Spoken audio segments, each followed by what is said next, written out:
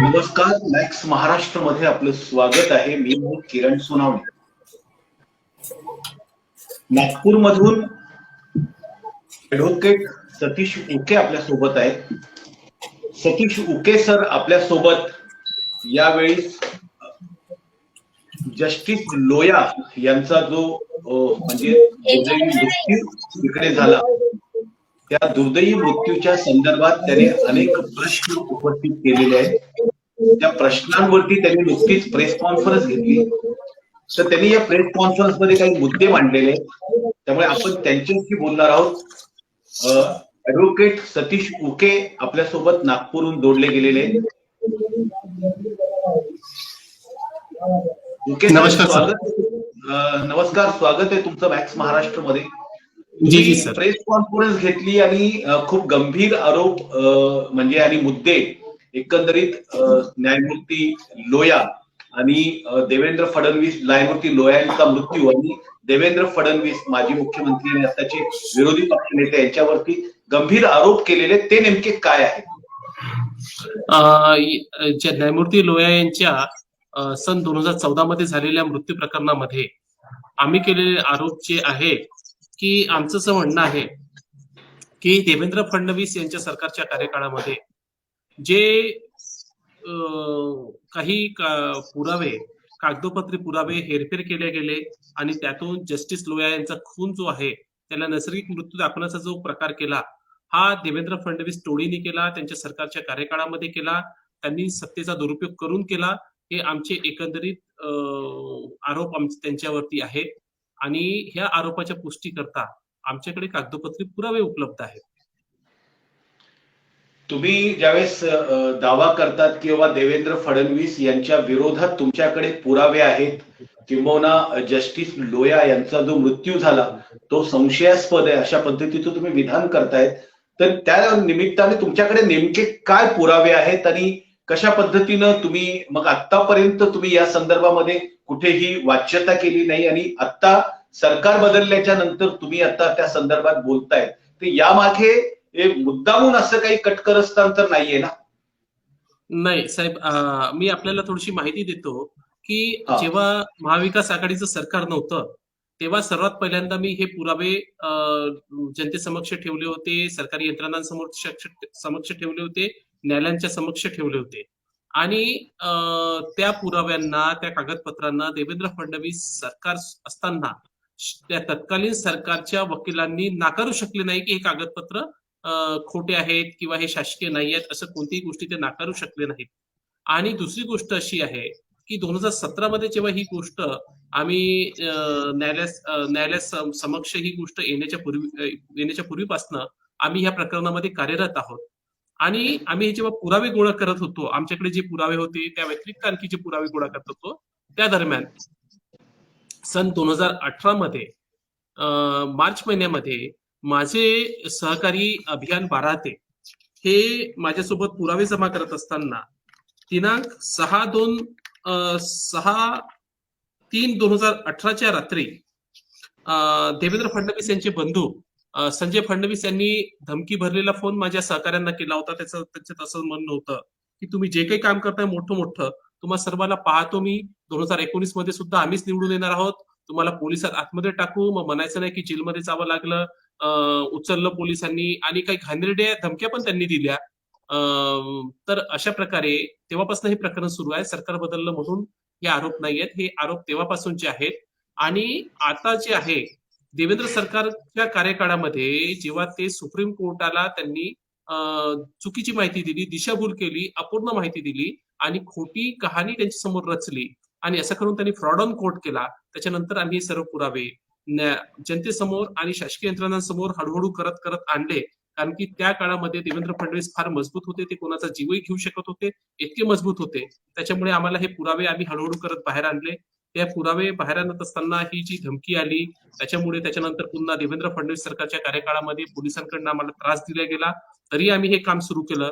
आणि माझा सहकारी जो आहे अभियान बाराते, माझा ज्युनियर, त्यांनी 2018 मध्ये उच्च न्यायालयामध्ये एक पीआय पण दाखल केलेली आहे, क्रिमिनल पीआय 6/2018. तर 2018 मध्ये देवेंद्र फडणवीसांचं सरकार होतं, त्याच्यामध्ये आम्ही ह्या सर्व गोष्टी मांडलेल्या आहेत. आणि त्याच्यामध्ये आम्ही म्हटलेलं आहे की जज लोयांचा मृत्यू हा नैसर्गिक मृत्यू नसून हा अशा पद्धतीने खून घडवण्यात आलेला आहे. आणि त्या व्यतिरिक्त जज लोया नागपूरला हे सरकारी कामानिमित्त आले होते.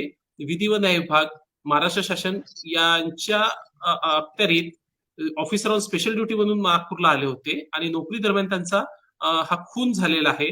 परंतु स्टेट ऑफ महाराष्ट्राने, देवेंद्र सरकारने माननीय सर्वोच्च न्यायालयासमक्ष ही खोटी कहाणी रचून ठेवली की जज लोया नागपूरला एका लग्न समारंभानिमित्ताने आले होते आणि त्या दरम्यान त्यांचा कार्डियक अरेस्टने मृत्यू झाला. तर ही जी खोटी गोष्ट आहे, ही गोष्ट खोटी सिद्ध करणारे कागदपत्रे, पुरावे आमच्याकडे तेव्हाही होते आणि ते पुरावे आम्ही न्यायालयासमक्ष ठेवले. ही याचिका अजूनही प्रलंबित आहे.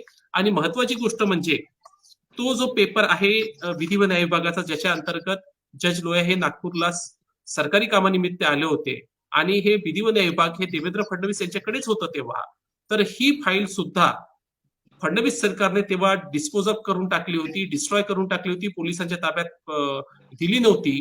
ही सुद्धा गोष्ट आम्ही लोकांच्या समक्ष माहितीच्या अधिकारात मिळवलेल्या माहितीवरनं आणून दिलेली आहे. आणि जे न्यायमूर्ती जज लोया साहेबांसोबत मुंबईवरून नागपूरला आले होते, जस्टिस विनय जोशी, त्यांच्या समक्ष जेव्हा ही PIL 2018ची उच्च न्यायालयामध्ये आली, हे विनय जोशी साहेब सत्र न्यायाधीशापासून उच्च न्यायालयाचे न्यायमूर्ती झाले आणि ही PIL योगायोगाने त्यांच्या समक्ष आली, तेव्हा जस्टिस जोशी साहेबांनी हे पत्र पाहून ती पिटिशन नॉट बिफोर मी केली. म्हणजे एक प्रकारे त्यांनी अधोरेखितच केलेलं आहे की त्यांना ह्या बाबतीची माहिती आहे आणि ते त्यांच्या सोबत सरकारी कामानिमित्त महाराष्ट्र शासनाच्या नागपूर येथे आले होते. आणि ह्या सर्व कागदपत्र पुरावे 2017 पासून आमच्याकडे आहेत. हे काही आज अचानक आम्ही उपस्थित केलेलं नाही. प्रश्न असा येतो की ते लग्नाला आले की किंवा सरकारी कामानिमित्तानं आलं, पण कार्डियक अरेस्ट त्यांना लग्नाला आल्यानंतर सुद्धा येऊ शकतो आणि सरकारी कामाच्या निमित्ताने सुद्धा येऊ शकतो. कार्डियक अरेस्ट लग्नाला आलो म्हणून येणार नाही किंवा सरकारी कामाला आलो म्हणून येणार नाही असं होत नाही. त्यात म्हणजे काय शंका उपस्थित करण्यासारखं आहे? याच्यात शंकापेक्षा आमच्याकडे कागदपत्रे पुरावे आहेत. न्यायमूर्ती लोया यांचा मृत्यू हा पोलीस स्टेशन सीताबर्डी नागपूर येथील हद्दीत झाला असं सरकारचं म्हणणं होतं. पोलीस स्टेशन सीताबर्डीची जर आपण स्टेशन डायरी पाहिली, माझ्याकडे ती संपूर्ण स्टेशन डायरी आहे. त्या स्टेशन डायरीमध्ये रात्री 12:05 2 ऑफिसर पोलीस स्टेशन सोडून निघाले आणि त्याच्यातला एक ऑफिसर दुसऱ्या दिवशी 11:45 दुपारी परत आला, जज लोया यांचा इन्क्वेस्ट पंचनामा करूनच. आणि त्या दरम्यान पोलीस स्टेशनची स्टेशन डायरी कशा पद्धतीने हेरफेर केल्या गेली आणि एकंदरीत जज लोया यांचा मृत्यू हा रात्री 12 वाजताच्या दरम्यान झालेला आहे, 12-12:30च्या दरम्यान झालेला आहे. परंतु तत्कालीन सरकारने तो मृत्यू सकाळचा दाखवला आणि ते दाखवण्याकरता त्यांनी जी कागदपत्रे हेरफेर केली ती उपलब्ध आहे. ती खूप डिटेलमध्ये त्याचा अनालिसिस आहे, म्हणजे अर्धा तास लागेल त्याला. वेळेच्या कमतरतेमुळे मी इथे आपल्याला सारांशमध्ये सांगत आहे. त्यानंतर त्यांना कार्डियक अरेस्ट आला असं जे म्हणणं आहे, तर इन्क्वेस्ट पंचनामा हा पोस्टमॉर्टम रिपोर्ट सोबत मॅच होत नाही आणि पोस्टमॉर्टम रिपोर्ट हा व्हिसेरा फॉरवर्डिंग फॉर्म सोबत मॅच होत नाही. आणि जे व्हिसेरा केमिकल अनालिसिस लॅबला गेले, बॉडी ऑर्गनचे जे पार्ट केमिकल अनालिसिस करता गेले लॅबोरेटरीला, तर ते ऑर्गन दुसऱ्या डेड बॉडीचे होते.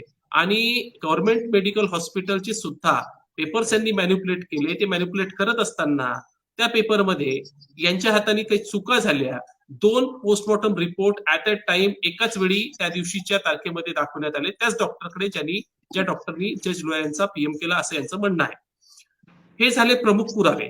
त्यानंतर यांचं असं म्हणणं होतं की जज लोया यांचा जो छातीमध्ये दुखणं आहे ते रवी भवन येथे सुरू झालं. तर रवी भवनच्या रिसेप्शनिस्टचं स्टेटमेंट आमच्याकडे आहे, जे पोलिसांनी नोंदवलं होतं. त्याच्यामध्ये त्या रिसेप्शनिस्टचं असं म्हणणं आहे की जज लोया किंवा इतर कोणी सुद्धा त्या दिवशी तिथे जे तो कर्तव्यावर हजर असताना, स्वागत कर्मचारी म्हणून हजर असताना सकाळी 7 ते 2:30 वाजतापर्यंत त्याच्या कर्तव्यादरम्यान कोणीही तिथे आला नव्हता. तर स्टेट ऑफ महाराष्ट्राची ही जी स्टोरी होती की जज लोया नागपूरला लग्न समारंभानिमित्ताने आले होते, ते रवी भवनला थांबले होते, ह्या दोन्ही स्टोरी खोट्या आढळल्या. त्यानंतर रवी भवनचे जे काही डॉक्युमेंट्स जे आहे ते मॅन्युप्युलेट केल्याचे पुरावे आपल्याकडे उपलब्ध आहेत. मेडिकल हॉस्पिटलचे तर पुरावे मी आपल्याला सांगितलेच. त्याच्यानंतर मग हे रिसेप्शनिस्टचं स्टेटमेंट, ह्या सर्व ज्या गोष्टी आहेत ह्या देवेंद्र सरकारने सर्वोच्च न्यायालयासमक्ष ठेवल्या नव्हत्या. आणि जज लोया यांचा जो खून आहे तो खून याला नैसर्गिक मृत्यू दाखवण्याकरता त्यांनी महाराष्ट्र शासनाच्या कडून 2 खासगी वकील, वरिष्ठ वकील उच्च न्यायालयामध्ये लावले, ज्यांच्यापैकी एका वकिलाची फी त्यांनी 11 कोटीपेक्षा जास्त दिलेली आहे आणि दुसरे जे आहे त्यांच्यापेक्षा सिनियर आहेत, त्यांच्या फीच्या बाबतीत अजून कल्पना नाही. तर अशा पद्धतीने जज लोयांचा जो खून आहे तो नैसर्गिक मृत्यू दाखवण्याकरता देवेंद्र सरकारने इतके जे कारभार केले हे कागदोपत्री आहेत. हे काही संशय किंवा आपण जसं म्हणतात तसं ना त्या कॅटेगरीच्या बाहेर आहे. हे आपल्याला सारांशमध्ये म्हणून मी सांगतो, आपण कागदोपत्री पुरावे तर पाहिले तर आपल्याला आपलं नक्की समाधान होईल की हे कशा पद्धतीने देवेंद्र टोळीने हे तेव्हा घडवून आणलं होतं. पण मग देवेंद्र फडणवीसांना जज लोया यांचा अशा पद्धतीनं घातपातानं मृत्यू करण्याची काय गरज होती, किंवा त्यांनी अशा पद्धतीचं कारस्थान करण्याचं कारण काय, असं काय मामला होता की देवेंद्र फडणवीस आणि जज लोया यांचा तर काही कुठल्याही पद्धतीनं दुश्मनी किंवा असं प्रायमा फेसी त्यांचे काही वैरत्व आहे असं तर काही कुठे समोर नाहीये. मग तुम्ही कुठल्या याच्यावर म्हणू शकता की देवेंद्र फडणवीस आणि त्या टोळीने त्यांचा घातपाताने म्हणजे अपघाताने मृत्यू केलेला आहे? हा आपण जो प्रश्न विचारला हा खूपच महत्वाचा प्रश्न आहे की कोणत्याही गोष्टीच्या मागे कोणाचं काही इंटेन्शन, मोटिव्ह, मॅलिस, काही फायदा तोटा अनेक गोष्टी असतात. कोणी विनाकारण कधी कोणतंही काम करत नाही. आता झालं काय की जज लोया हे मुंबईला विशेष सीबीआय कोर्टाचे जज साहेब होते. तर जज लोयांचं असं म्हणणं होतं की त्यांच्याकडे भाजपचे जे तेव्हाचे मोठे नेते अमित शहाजी यांचं एक मॅटर त्यांच्याकडे गुजरातमधनं ट्रान्सफर होऊन मुंबईला आलं होतं. ते मॅटर त्यांच्याकडे सुनावणीला होतं. तर त्या मॅटरमध्ये अमित शहाच्या पक्षामध्ये निर्णय देण्याकरता जज लोया साहेबांवर विविध लोकांकडनं दबाव आला होता. त्यामध्ये देवेंद्र फडणवीस यांचा पण कुठे अनेक ठिकाणी सहभाग होता. देवेंद्र फडणवीसच्या संबंधित लोकांचा सहभाग होता. परंतु या संपूर्ण प्रकरणामध्ये कुठेही अमित शहा यांचा डायरेक्ट संबंध हा मला सांगण्यात आलेला नाही किंवा मला माहिती नाही. परंतु त्या काळामध्ये जेव्हा हे प्रकरण हळूहळू उघडकीस आलं तर सुप्रीम कोर्टासमक्ष जज लोया प्रकरणातील एक पिटिशनर हे माझ्याशी परिचित होते आणि त्यांनी माझ्याकडनं भरपूर माहिती घेतली होती. हे पिटिशनर जे आहे हे RSS ची आणि भाजपाशी संबंधित होते. देवेंद्र फडणवीसचे अत्यंत निकटवर्तीय सुद्धा होते. तर यांना असे इन्स्ट्रक्शन होते की कोण्याही परिस्थितीमध्ये हे प्रकरण शांत होता कामा नये आणि याच्यामध्ये अमित शहाच्या विरोधामध्ये जितके आरोप करायचे तितके आरोप करायचे, जास्तीत जास्त आरोप करायचे. तर मी त्यावेळी त्या व्यक्तीला विचारलं होतं की याच्या मागचा उद्देश काय. तर त्यांनी सांगितलं होतं की हे इन्स्ट्रक्शन जे आहे हे राष्ट्रीय स्वयंसेवक संघाचे जे दुसरे प्रमुख व्यक्ती जे आहेत भैयाजी जोशी त्यांचे डायरेक्शन्स आहेत. तर मी तेव्हा त्यांना विचारलं होतं की असं तुमच्या आपसी भाजपामध्ये हा काय प्रकार चालू आहे की आपण म्हणता की अमित शहाच्या विरोधांमध्ये हे एलिगेशन्स वाढत राहावेत, हे हा प्रकरण शांत होऊ नये, याच्या मागचं कारण काय. तर तेव्हा असं कळलं होतं की पंतप्रधान श्री नरेंद्र मोदी यांच्यानंतर पुढची सरकार पुन्हा जर आली भारतामध्ये भाजपाची, तर पुढचे जर पंतप्रधान जे असू शकतील संभाव्य तर ते कोण असू शकतील. तर नंबर 2 वरती नाव अमित शहाचं सुरू होतं. आणखी नंबर 3, 4 जे काही होते ती जी रांग आहे त्या रांगीतला नेक्स्ट क्लेमंट जो आहे त्या नेक्स्ट क्लेमंटची इतकी बदनामी व्हायला पाहिजे की त्यांनी पंतप्रधान पदाच्या होपफुल क्यू मधनं बाहेर पडायला पाहिजे, इतकी त्याची बदनामी व्हायला पाहिजे असं त्यांचं म्हणणं होतं, असं त्यांचं इंटेन्शन होता. तर त्याच्यामध्ये अनेक गोष्टी ज्या आहेत हे त्यांच्या पक्षातली अंतर्गत राजनीती होती की त्यांना कसंही करून या प्रकरणामध्ये अमित शहाची इतकी बदनामी करायची होती की त्यांना पुढील पंतप्रधान पदाच्या क्यू मधनं बाहेर काढायचं होतं आणि हे त्याच्या मागचं इंटेन्शन होतं. आणि याकरता देवेंद्र फडणवीस स्वतःला पुढचे नरेंद्र मोदींनंतर स्वतःला दुसरे पंतप्रधान समजणं त्यांनी सुरू केलं होतं. ते स्वतःला त्या गोष्टीसाठी होपफुल होते, इच्छुक होते की त्यांना असं वाटायचं की नरेंद्र मोदींनंतर त्यांचं नाव पंतप्रधान म्हणून पुढचं यावं. म्हणून त्यांना अमित शहाना रस्त्यातला काटा म्हणून बाहेर काढणं गरजेचं होतं. त्याकरता हे षड्यंत्र त्यांच्या पार्टीचं अंतर्गत षड्यंत्र होतं हे आम्हाला कळलं होतं. आणि याच्यापैकी एक फोन कॉल सुद्धा आम्ही रेकॉर्ड केला होता आणि त्याच्यामध्ये स्पष्ट म्हणणं होतं की भैयाजी जोशींचं असं म्हणणं आहे की हे प्रकरण शांत होता कामा नये, हे प्रकरण जास्तीत जास्त चिरगडावं, जास्तीत जास्त हे प्रकरण लोकांमध्ये जावं आणि याची बदनामी व्हावी, जेणेकरून अमित शहा याचा सरळ अर्थ होता की याचा सरळ लॉस हा अमित शहाना व्हावा. ही त्यांच्या पक्षाची अंतर्गत राजनीती होती. पण मग असं जर असेल, तुम्ही ज्या पद्धतीनं म्हणता आहात तशा जर पद्धत असेल तर मग देवेंद्र फडणवीस न्यायमूर्ती लोयांच्या घातपाताच्या मृत्यू प्रकरणात मदत का करतील ना? समजा मदत करते, आणि जर समजा त्यांना अमित शहाची बदनामीच करायची असेल तर ते अमित शहाची बदनामी ते प्रकरण जास्त उघड करून लोकांना त्याच्या संदर्भातल्या त्यांच्या असणाऱ्या वर्तुळातील पत्रकारांना बातम्या करून ते देऊ शकत होते ना. त्यांना त्याच्यासाठी असं करायची काय गरज होती? उलट ते दाबवण्याचा प्रयत्न का करतील मग? नाही, आपण थोडस त्याला चुकीचं समजताय आपण. याच्यामध्ये देवेंद्र फडणवीसांना अशी कधीही कल्पना नव्हती की हे प्रकरण त्यांच्यापर्यंत येईल किंवा पुरावे त्यांच्या विरोधात जातील किंवा त्यांनी हे प्लांट केलेले आहेत ह्या गोष्टी किंवा त्यांनी ह्या घडवलेल्या आहेत, हे कॉन्स्पिरन्सी त्यांची आहे, ही गोष्टी उघडकीस कधी येईल याची कल्पना देवेंद्र फडणवीसांनी केली नव्हती. आणि या प्रकरणा एवढं दुसरं कोणतंही गंभीर प्रकरण ते करू शकत नव्हते. जे दुसऱ्या गोष्टी आपण ज्या म्हणतात ती सर्व ह्या गोष्टी क्षुल्लक गोष्टींमध्ये होऊ शकतात. या प्रकरणामध्ये त्यांना ही बदनामी न्यायालयाच्या माध्यमाने, न्यायालयात असलेल्या प्रकरणांच्या माध्यमाने आणि सोशल ओपिनियनच्या माध्यमाने त्यांना बदनामी हवी होती. तर त्याच्यामध्ये हा त्यांचं कॅल्क्युलेशन आहे, त्यांची कॉन्स्पिरन्सीची की त्यांनी काय स्ट्रॅटेजी रचली होती, त्यांनी काय स्ट्रॅटेजी ते रचू शकत होते, काय रचू शकत नव्हते, हा भाग नाही इथे ऑप्शन्सचा किंवा प्रोबॅबिलिटी पाहण्याचा. जे त्यांनी केलेलं आहे आणि जे पुरावे उपलब्ध आहे त्या आधारे मी बोलतो. आता बघा, त्याच्यामध्ये गृह खातं जे आहे ते देवेंद्र फडणवीसांकडे होतं, विधी व न्याय विभाग देवेंद्र फडणवीसांकडे होतं. जेव्हा विधी व न्याय विभागाच्या पत्रांवरनं जस्टिस लोया यांना नागपूरला बोलवण्यात आलं होतं, तर जज लोया नागपूरला आल्यानंतर आणि हे प्रकरण झाल्यानंतर पोलीस स्टेशन सीताबर्डीनी पोलीस स्टेशन डायरी मॅनिप्युलेट केली, ते गृह खातं फडणवीसांच्या हाती. हे जे विधी व न्याय विभागाचं जे पत्र होतं आणि ही जी सर्व फाईल होती, ही फाईल डिस्ट्रॉय करण्यात आली, पोलिसांनी जप्त केली नाही. आणि जेव्हा मग आम्ही या विषयावर विचारणा केली, त्या खात्याकडे आमच्याकडे त्या पत्राची कॉपी होती जी जस्टिस लोया साहेबांनी आम्हाला हँडओव्हर केली होती. तर तेव्हा त्या विभागाने कबूल केलं की हो, हे पत्र आमच्या कार्यालयाचं आहे, परंतु ही फाईल वर्षभरानंतर आम्ही डिस्ट्रॉय केली.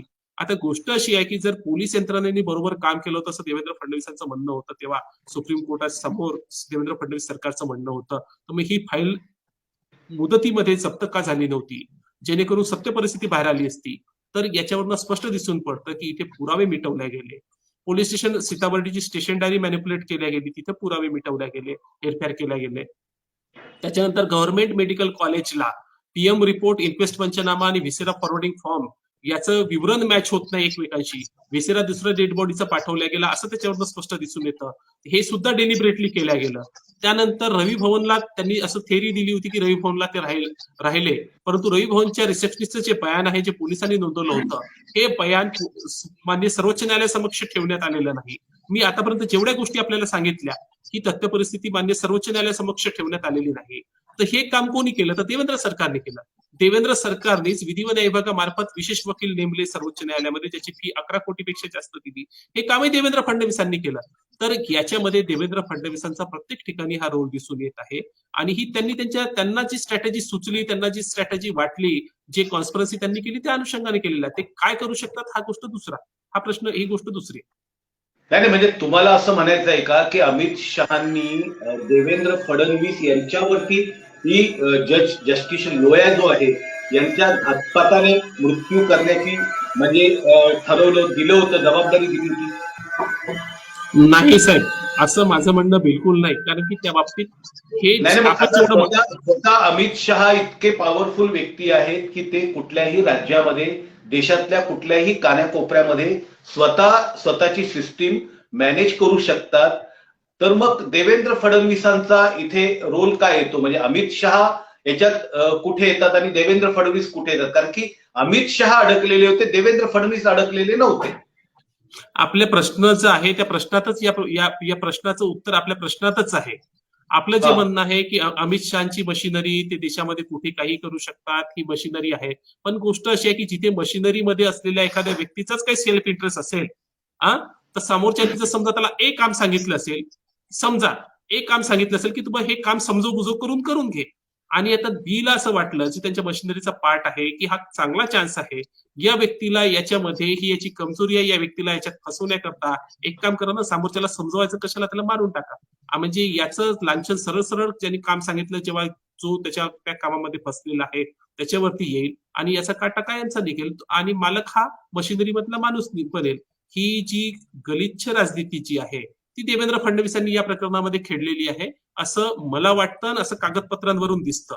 आणि स्वार्थ हा प्रत्येकाला असतो का देवेंद्र फडणवीसांनी अनेकदा म्हटलेलं नाहीये, इव्हन महाराष्ट्रामध्ये त्यांनी ज्या गोष्टी बोललेल्या आहेत, त्यांना एकदा विचारलं होतं की आपण आजच्या काळाचे शरद पवार का, त्यांनी म्हटलं होतं की मैं शरद पवार क्यों, मैं देवेंद्र फडणवीस बनूंगा. हा जो त्यांचा जो गर्व होता, हा जो अहंकार होता, ते स्वतःला जी ग्रेट समजतात त्याच्यातनं हे झालेलं आहे. आणि त्यांना काय स्ट्रॅटेजी रचायची आहे हा त्यांचा अंतर्गत भाग आहे. आपण त्यांना कसं आहे की गुन्हे करत असताना किंवा षडयंत्र रचत असताना त्याला जे सुचतं ते तो करतो. आणि देवेंद्र म्हणजे फडणवीस षडयंत्र म्हणजे उके साहेब षडयंत्र रचत असताना अमित शहा त्याच्यामध्ये फसले जावे, त्यांच्या संदर्भात ते पुरावे समोर यावे म्हणून षडयंत्र रचत असताना देवेंद्र फडणवीस यांनी मुद्दा म्हणून त्रुटी ठेवल्या का त्याच्यामध्ये? एक्झॅक्टली आपल्याला उत्तर सापडलं. हेच माझं म्हणणं आहे की ह्या त्रुटी हेतुपुरस्सर ठेवल्या गेल्या आणि ह्या त्रुटींनी बोट कोणाकडे दाखवायचं, तर अमित शहाकडे. अशा प्रकारचं काम त्यांनी करून ठेवलं होतं. नाही तर ते सफाईदारपणे सर्वचे सर्व पुरावे मिटवू शकले असते ना. पुरावे असे कसे डिझाईन झाले की ज्याच्यामध्ये सरळ बोट अमित शहाकडे जावं. या उपरांत मी आपल्याला आणखी सांगतो, याच्या 2-4 महिन्यानंतर अमित शहा जेव्हा नागपूरला आले 2015 मध्ये मार्च महिन्यामध्ये, तर अमित शहा ज्या सरकारी कॉटेजमध्ये थांबले होते त्या सेम कॉटेजमध्ये रवी भवनच्या रजिस्टरमध्ये तिथे डायरेक्टर ऍटॉमिक एनर्जी यांना ते सेम कॉटेजमध्ये दाखवण्यात आलं ऑन डॉक्युमेंट. त्याच्यानंतर त्या डॉक्युमेंटमध्ये इतकी हेरफेर करण्यात आली की मान्य सर्वोच्च न्यायालयाचे काही न्यायमूर्ती त्या काळामध्ये तिथे दाखवण्यात आले आणि त्यांच्या डेट्स ह्या मागे पुढे करण्यात आला, म्हणजे जेणेकरून त्यांना अमित शहाशी त्यांनी भेट घेतली होती अशा वगैरे पद्धतीचं चित्र त्यांनी रंगवलं. आता गोष्ट अशी आहे की अमित शहा हे महाराष्ट्र शासनाच्या रवी भवनाचे पीडब्ल्यूडी डिपार्टमेंटचे काही पेपर्स आणि अभिलेख हँडल करणार नाहीत. तर हे हँडल कोणी केलं? हे स्टेटच्या लोकांनी केलं.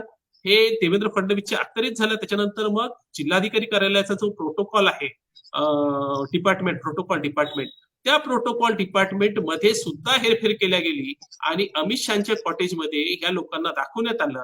तर हे काम सुद्धा स्टेट गव्हर्नमेंटने केलं. आता हे काम तर अमित शहानी केलं नव्हतं. तर असं कसं अमित शहाच्या कॉटेजमध्ये तुम्ही डायरेक्टर ऍटॉमिक एनर्जीला दाखवता, तुम्ही न्यायाधीशांना दाखवता? हे काम काही असं इन्सिडेंटली किंवा असं अचानक झालेलं नाही किंवा चुकीने झालेलं नाही. आणि अभिलेख जो हेरफेर झाला हा डेलिबरेटली केला गेला, हे पुरावे उपलब्ध आहेत. मी त्या आधारावर बोलतो साहेब. आणि आजपर्यंत देवेंद्र फडणवीस यांनी या विषयामध्ये चुप्पी साधलेली आहे. त्यांनी काहीही याच्यामध्ये उत्तर दिलं नाही. उलट माझं तोंड बंद करण्याकरता त्यांनी वारंवार माझ्यावर षडयंत्र रचलं. 2018 मध्ये ते मुख्यमंत्री असताना त्यांनी एका पोलीस अधिकाऱ्यांना मला एका खोट्या प्रकरणात माझं अपहरण करून घ्यायला लावलं होतं पोलीस अधिकाऱ्याकडून. आणि ते जेव्हा उघडकीस आलं तर मला खोट्या प्रकरणात फसवण्यात आलं होतं. आणि आता काय झालंय की देवेंद्र फडणवीस यांचं सन 2014चं जे इलेक्शनचं ऍफिडेव्हिट होतं, त्या ऍफिडेव्हिटचा जो खटला आहे सुप्रीम कोर्टापर्यंत गेल्यानंतर जेव्हा मान्य सर्वोच्च न्यायालयाने सांगितलं की हा खटला एकदम बरोबर आहे, हा ट्रायल कोर्टासमोर चालायला पाहिजे, हा खटला अंतिम टप्प्यात आहे, त्याच्यामध्ये देवेंद्र फडणवीसांना शिक्षा होणं हे 200% निश्चित आहे. अशा परिस्थितीमध्ये तो खटला, तसेच जज लोयांची ही जी खोट्या कहाणीची जी मर्गची जी समरी आहे ती देवेंद्र फडणवीसांच्या कार्यकाळात त्यांच्या पोलिसांनी तयार करून SDM म्हणजे सब डिव्हिजनल मॅजिस्ट्रेट नागपूर शहर यांच्याकडे सादर केली होती. त्या मर्ग समरीमध्ये मी प्रोटेस्ट पिटिशन दाखल केली होती ह्या सर्व पुराव्याच्या आधारे. आणि ती प्रोटेस्ट पिटिशन आता हेरिंगला येणार होती आणि देवेंद्र फडणवीसांच्या विरोधात हे सर्व येणार होतं. त्या गेल्या 15 दिवसांमध्ये देवेंद्र फडणवीसच्या गुप्तहेरांनी माझ्या विरोधात जे काही केलं, माझ्या विरोधात आणखी खोट्या तक्रारी पोलीस स्टेशन नागपूरच्या पोलीस स्टेशनला दाखल करण्याचा प्रयत्न केला, प्रकार केला आणि त्याच्यात ते अनेक प्रमाणामध्ये मला त्रास देण्यास सक्सेसफुली झाले. आता त्या प्रकरणामध्ये जर रिव्हर्स प्रोफाइलिंग आणि रिव्हर्स तपास जर केला आपण, म्हणजे दिसून पडतं कागदपत्ररित्या की त्याच्यामध्ये गुप्त बातमीदार आणि देवेंद्र फडणवीसचे नजदीकी लोक मला माझ्या विरोधात ह्या खोट्या तक्रारी करून मला मानसिक त्रासामध्ये किंवा मला दुसऱ्या कामामध्ये लावण्यामध्ये सक्सेसफुल झाले होते. परंतु काय झालं की मला याचा अंदाज असल्यामुळे मी या गोष्टीसाठी पहिलेच तयार होतो. आणि याचा उलट तपास झाला तर पुन्हा तुम्हाला हे धागेदोरे देवेंद्र फडणवीसांपर्यंत सापडतील. तर प्रत्येक ठिकाणी तुम्हाला देवेंद्र फडणवीस सापडतो याच्यामध्ये. आणि दुसरी गोष्ट अशी आहे की मागे एक 6 महिने आधी देवेंद्र फडणवीसांनी मला 100 कोटीच्या अब्रू नुकसानीच्या खटल्याची नोटीस पाठवली होती की मी त्यांची बदनामी करतो वगैरे म्हणून. तर तो खटला अजूनही त्यांनी न्यायालयात दाखल केलेला नाही. मी वाट पाहत होतो ते खटला कधी दाखल करतात आणि मी हे कागदपत्र कधी त्यांच्या विरोधात दाखल करतो म्हणून. आणि माझ्याकडे जे कागदपत्र आहे या सर्टिफाईड कॉपीज सुद्धा आहेत, माहितीच्या अधिकारात आहेत, माझ्याकडे आय विटनेसेस आहेत. आणि आजपर्यंत जेव्हा जज लोयांचा मृत्यू झाला त्याच्यानंतर जज लोयाच्या प्रकरणात जेवढे साक्षीदार होते, निवृत्त न्यायमूर्ती प्रकाश ठोंबरे, त्याच्यानंतर मग ऍडव्होकेट खंडाळकर यांचा संशयास्पदरित्या मृत्यू घडवण्यात आला, मर्डर करण्यात आला आणि त्यांचे पुरावे सुद्धा आजपर्यंत पोलीस शोधू शकले नाही. त्याच्यानंतर माझ्या कार्यालयावर सन 2016 मध्ये जवळपास 10,000 किलो लोखंडी सामान आणि वजनी सामान टाकून माझा जीव घेण्याचा प्रयत्न केला. त्याच्यानंतर 2018 मध्ये देवेंद्र सरकारच्या कार्यकाळामध्ये त्यांच्या पोलिसांनी माझं अपहरण केलं होतं. त्याच्यानंतर 2020 मध्ये माझ्या कार्यालयावरती देवेंद्र फडणवीसच्या टोळीने हल्ला केला. मी माझ्या कार्यालयात नव्हतो, तर तेथील उपस्थित असलेल्या एका व्यक्तीचा त्यांनी जीव घेण्याचा प्रयत्न केला. परंतु पोलिसांनी त्याच्यामध्ये फक्त बेलेबल ऑफिस रजिस्टर केला आणि दुसऱ्या दिवशी त्याचा जामीन देवेंद्र फडणवीसचा राईट हँड असलेला वकील प्रफुल्ल मोगावकर यांनी घेतला. ह्या ज्या गोष्टी आहेत त्या सर्व ऑन रेकॉर्ड आहे. आणि महत्वाची गोष्ट, ज्या दिवशी देवेंद्र फडणवीसच्या भावानी 2018 मध्ये माझ्या ज्युनियरला फोन करून धमकी दिली की तुला पोलीस तुम्ही हे खूप मोठं काम करताय, 2019 मध्ये सुद्धा आम्हीच निवडून येणार, मग तुम्हाला पोलिसांच्या हाताने आतमध्ये टाकू, तुम्हाला जेलमध्ये टाकू, आणि अश्लील भाषेत बोलली. म्हणजे त्यांनी सरळ म्हटलं की तुमच्याशी व्यभिचार करू. या सर्व धमक्या ज्या त्यांनी दिल्या ह्या कोणी काही विनाकारण नाही दिल्या साहेब. बिना आगीचा धुवा कधीच उठत नाही. इथं बरोबर आहे ओके साहेब. दुसरा एक असा प्रश्न यातनं उपस्थित होतो की तुमचा याच्यामध्ये इंटरेस्ट काय आहे? तुम्ही ही जी केस लढतायत किंवा हे जी प्रकरण समोर आणतायत, तर तुमच्याकडे हे प्रकरण कसं काय आलं आणि तुम्ही यात कसे काय इन्व्हॉल्व्ह झालात? तुमचा काय त्याच्यामध्ये हे आहे? म्हणजे आपण जे विचारलं ते बरोबर आहे की कसं झालं की माझे मित्र होते निवृत्त न्यायमूर्ती प्रकाश ठोंबरे आणि ऍडव्होकेट श्रीकांत खंडाळकर. तर हे दोन्ही माझे मित्र होते. जज लोया यांच्याकडे जेव्हा हे प्रपोजल आलं की त्यांनी त्या प्रकरणामध्ये फेवरेबल ऑर्डर द्यावा, तर त्यांनी सुरुवातीला नकार दिला. आणि न्यायमूर्ती असल्यामुळे त्यांचा काही मर्यादा असतात. तर त्या मर्यादा असताना आम्ही वकील असतो, आम्ही कोर्टाचे ऑफिसर कन्सिडर होतो, आम्ही एकमेकांच्या समक्ष नेहमी येतो. ऑल्दो मी जज लोयांच्या समक्ष कधीही अपेअर झालेलं नव्हतं, परंतु श्रीकांत खंडाळकर आणि जज साहेब ठोंबरे यांचे जज लोयांशी संबंध होते. तर त्यांनी श्रीकांत खंडाळकर आणि जज ठोंबरे साहेबांशी संपर्क साधला आणि त्यांनी हा जो प्रेशर होता, हा प्रेशर त्यांच्यावर रिलॅक्स व्हावा आणि प्रकरण दुसऱ्याच्या कोर्टात जावं, त्यांची याच्यातनं सुटका व्हावी, याच्याकरता त्यांनी याच्यामध्ये हस्तक्षेप करण्याची विचार करण्याकरता विनंती केली होती न्यायमूर्ती श्री ठोंबरे साहेब यांना. ठोंबरे साहेब हे माझे मित्र असल्यामुळे त्यांनी माझ्याकडे हे प्रकरण आणलं. मग आम्ही अनेक वकील मिळून पुण्याला आम्ही जस्टिस कोळशे पाटील यांच्याकडे गेलो. आम्ही त्यांना सांगितलं की साहेब असं आहे प्रकरण आणि या प्रकरणामध्ये काय करता येऊ शकेल आपल्याला की जेणेकरून जज लोया ह्या सर्व भानगडीपासून दूर राहतील. तर जस्टिस कोळशे पाटलांनी मला सल्ला दिला की आपण दिल्लीला प्रशांत भूषण साहेबांकडे जाऊन त्यांना विचारावं. आम्ही प्रशांत भूषण साहेबांकडे, मी न्यायमूर्ती ठोंबरे, आम्ही आणि आणखी एक व्यक्ती, आम्ही तेव्हा जज लोया साहेब जिवंत असताना आम्ही तिथे गेलो. आम्ही प्रशांत भूषण यांचा सल्ला घेतला. प्रशांत भूषण साहेबांचं असं म्हणणं होतं की जज लोया साहेब जे सांगतायत हे कागदोपत्री सिद्ध होऊ शकत नाही आणि जज लोया हे समोर येणार नाहीत. दुसरी गोष्ट अशी आहे की जज लोया साहेबांना एक ड्राफ्ट जजमेंट देण्यात आलं होतं, जे फेवर करणारं जजमेंट होतं अमित शहाना. तर ते ड्राफ्ट जजमेंट सुद्धा जी आहे ती डिजिटल कॉपी आहे, त्याच्यावरती कोणाची सही नाही किंवा त्याच्यावर सिद्ध होऊ शकत नाही की ड्राफ्ट जजमेंट कुठून आलं होतं. तर अशा परिस्थितीमध्ये आपण न्यायालयासमक्ष जाणं म्हणजे स्वतःच्या पायावर धोंडा पाडून घेणं, आणि जज लोया सुद्धा न्यायालयासमक्ष आपल्या मदतीला येणार नाही. अशा परिस्थितीमध्ये आपला हसव होणार अशा प्रकारची सल्ला त्यांनी दिली होती. आणि त्यावेळेचे फ्लाईटची तिकीट, जिथे आम्ही थांबलो, हॉटेल, तिथल्या सर्व गोष्टी आमच्याकडे आहेत, ते पुरावे आमच्याकडे आहेत. तेव्हाचे साक्षीदार, आम्ही दिल्लीला गेल्याचे साक्षीदार जिवंत आहेत. तर या अशा परिस्थितीमध्ये असताना जज लोयांनी जी माहिती आम्हाला दिली होती आणि जेव्हा ते नागपूरला आले होते त्या दरम्यानची माहिती त्यांनी दिली, आणि हे जे विधिवत आयोगाचं पत्र आम्हाला हँडओव्हर केलं होतं, या व्यतिरिक्त आणखी पुष्कळचे पुरावे हँडओव्हर केले होते, तर ते सर्व आमच्याकडे सुरक्षित आहेत. तर जज लोयांनी आम्हाला एक ऑफिसर ऑफ कोर्ट म्हणून मदत मागितली होती या सर्व प्रकरणापासून. त्याच्यामुळे आम्हाला हे प्रकरण माहित होतं. आणि त्यामध्ये आता जेव्हा जज लोया साहेबांचा मृत्यू झाला त्याच्यानंतर मग आम्ही या प्रकरणामध्ये घाबरून गेलो होतो.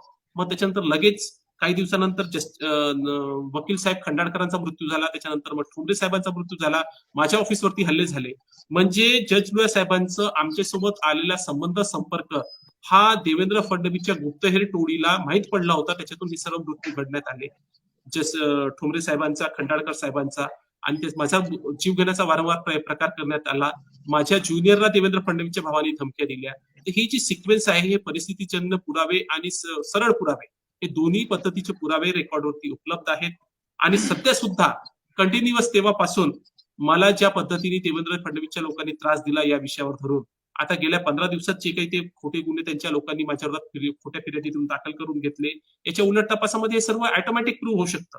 तपास आता त्याच्यातला जो महत्वाची गोष्ट आहे की जो तपास अधिकारी होता जज लोयांच्या प्रकरणातला, तो तपास अधिकारी यंग असताना त्याला नागपुरातून मराठवाडा येथे बदली करून देण्यात आलं. त्याचा तिथे मृत्यू सेम पद्धतीने झाला ज्या पद्धतीने जज लोयांचा झाला. तो तरुण होता, कारण की त्याच्या हाताखालून हा तपास गेला होता. आणि भविष्यात त्यांनी नावं सांगितली असते की त्यांनी ती खोटी समरी का लिहिली आणि खोटी घटना त्यांनी का लिहिली, जी सुप्रीम कोर्टासमोर त्यांनी मांडली. त्याच्यानंतर पीडब्ल्यूडी विभाग जो आहे, जे रवी भवनला हँडल करतं, हा पीडब्ल्यूडी विभाग संपूर्ण देवेंद्रची बहीण जी आहे, बहीण जी होती मंजुषा दीक्षित, हिच्या हाताखाली काम करायचा, तिचा कंट्रोल होता त्याच्यावरती. मंजुषा दीक्षितनी रवी भवनच्या इंजिनियर्स कडून सर्व हे रेकॉर्ड्स मॅनिप्युलेट करून घेतले. ती पूर्ण पीडब्ल्यूडी विभाग चालवायची देवेंद्रच्या वतीने. आणि आता रिटायर झाल्यानंतर ती अमेरिकेला स्थायिक झालेली आहे. तिथे यांनी देवेंद्र फडणवीसांनी केलेले अनेक घोटाळे, शेकडो कोटी तिने भारतातून ह्या अमेरिकेत आणि परदेशामध्ये ट्रान्सफर झालेल्या क्रिप्टोकरन्सीच्या माध्यमाने याचे अनेक परिस्थितीजन्य पुरावे आमच्याकडे आहेत. आणि पीडब्ल्यूडी विभागाला हे जे जज लोया प्रकरणामध्ये अभिलेख हेरफेर करण्याचं पारितोषिक म्हणून जे अधिकारी त्याच्यात होते, त्या सर्वांना देवेंद्र फडणवीसांनी कायद्याविरोधात जाऊन प्रमोशन दिलं. आणि याची सुद्धा आमच्याकडे कागदोपत्री पुरावे आहेत. तर आम्ही जे काही बोलतो साहेब, त्याच्या मागची भरपूर मोठी परिस्थिती आहे. बिना पुराव्याचं आम्ही बोलत नाही या प्रकरणामध्ये. तुम्ही ही सगळे जे प्रकरण आहे ते लावून धरत आहात, पण मग आता प्रेसच्या समोर किंवा प्रसार माध्यमांच्या समोर येण्याचं कारण काय आणि तुमचं त्याच्या मागचा हेतू, मागणी काय आहे एकंदरीत या प्रकरणात? साहेब, आम्ही प्रेसच्या समोर आज पहिल्यांदा येत नाही. आम्ही सर्वात पहिल्यांदा डिसेंबर 2017 मध्ये दिल्ली येथे आम्ही पत्रकार परिषद घेतली होती आणि ह्या सर्व गोष्टी आम्ही मांडल्या होत्या. ते घेतली होती तुम्ही, पण आता हे रिसेंटली तुम्ही जे आलात येतो साहेब मी त्याच्यावर. तेव्हापासून आम्ही ह्या प्रकरणाचा पाठपुरावा करतोय. आम्ही वारंवार ज्या घटना घडत गेल्या. आता काय झालं की जेव्हा देवेंद्र फडणवीसांचं सरकार जाण्याच्या मार्गावर होतं, ते टर्म संपण्याच्या मार्गावर होती, तर देवेंद्र फडणवीसांनी हे खोट्या स्टोरीचं फायनल रिपोर्ट मर्ग समरीचा हा एसडीएम नागपूर शहर यांच्याकडे दाखल करून घेतला होता त्यांच्या पोलिसांच्या मार्फतीने. याच्यामध्ये आम्ही सरकार बदलल्यानंतर तो फायनल रिपोर्ट तसाच पेंडिंग होता. त्याच्यामध्ये आम्ही प्रोटेस्ट पिटिशन घातली. या फायनल रिपोर्ट मान्य न्यायालयाने मंजूर करू नये आणि याच्यामध्ये हे पुरावे त्यांनी लक्षात घ्यावेत, कन्सिडर करावेत आणि ती स्टोरी खोटी आहे हे जाहीर करावं. याच्यासाठी मी स्वतः प्रोटेस्ट पिटिशन म्हणजे हरकत याचिका दाखल केली होती 2020 मध्ये. आणि ती प्रोटेस्ट पिटिशन जी आहे साहेब, ती प्रोटेस्ट पिटिशन 9/12/2020 ला मी दाखल केली होती. आणि ही प्रोटेस्ट पिटिशन घेऊन मी अनिल देशमुख साहेबांकडे वारंवार गेलो होतो. अनिल देशमुख साहेबांनी याच्यात लक्ष घातलं आणि या प्रोटेस्ट पिटिशन मध्ये अनिल देशमुख साहेब त्यांच्या वतीनं काही याच्यामध्ये काम करणार होते.